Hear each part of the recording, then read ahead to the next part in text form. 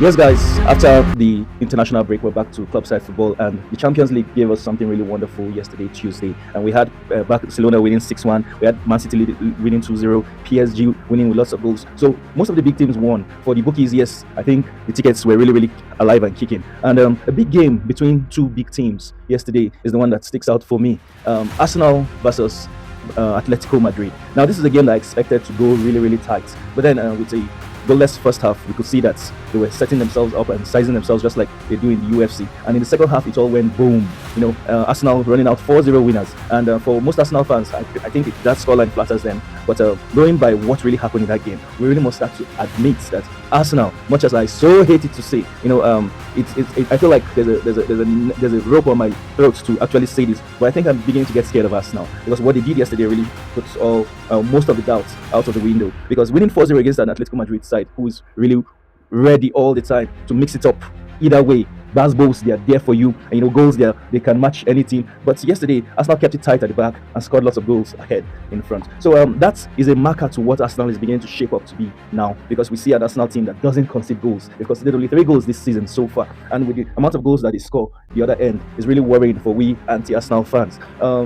One might say Arsenal are the set-piece team, but then set pieces are part of the game, and Arsenal having scored 10 goals out of 15 in the Premier League is a sign that even Premier League teams who are very physical can't stop Arsenal from scoring these set pieces. That means there's a problem. They did it again in the Champions League against Atletico Madrid, and for a swap of their identity, Arsenal are the ones that created more fouls than Atletico Madrid, who we know is a very physical team. So Arsenal are ready to mix it dirty with you and also to create chances and score at the other end. So it's a really worrying part for us. And if you look at Arsenal with the way they played that game yesterday, they fight for every ball. They run after you from every position wherever they lose the ball, high end marking, and you see that their counter pressing is creating more chances for them because they force their opponents into losing the ball and creating chances for themselves. And how many teams can keep up with that pressure? And you think that after the first 45 minutes they may slack on that, but they keep running at you for the whole 90 minutes, and it's really worrisome. Looking at the way Arsenal scored their goals yesterday, a very good whip in from Declan Rice and a good finish from Gabriel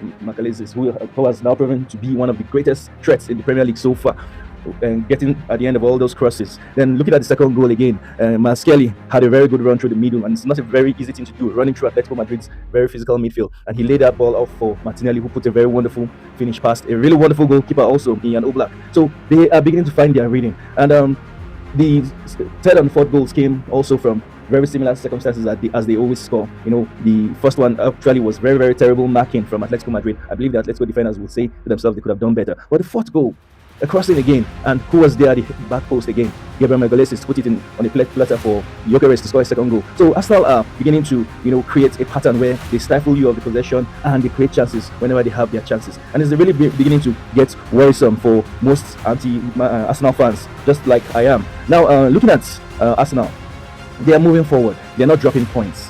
Are you beginning to think, just as I am thinking, that probably this may be Arsenal season? Because I am scared to say it, and I know the Arsenal fans must have gone home celebrating yesterday and thinking they won the Champions League as usual. But then you need to step up your game from 1 to 2 and to 3, and I think Arsenal are really stepping up their game. So they are getting there gradually. So as a fan, I would say some way, somehow, teams are going to figure out how Arsenal score these set pieces and stifle that. And because Arsenal don't create enough open play chances, you may say that Arsenal may run into some quicksand there, but I'm beginning to think that probably nobody is going to figure this out because it keeps happening week in, week out. You see the goal coming and you can't stop it. So I'm beginning to get worried. I wouldn't lie to you. So please, fans, what do you guys think about Arsenal? Are they good for the Championship? That's the Premier League. Are they good for the Champions League? That is the big one. That is the one that if they win, I'll have to pack out of Nigeria, to be honest with you, because Arsenal fans will get at you. Okay, so I want you guys to tell me in the comment section, do you think this Arsenal fan have primed themselves to be ready to really lift the big yet trophy or the Premier League trophy? I want you guys to tell me what you think. This is Football Madhouse as usual. I want you guys to click the like, share, comment, and be part of us. Thank you. Peace. Ciao.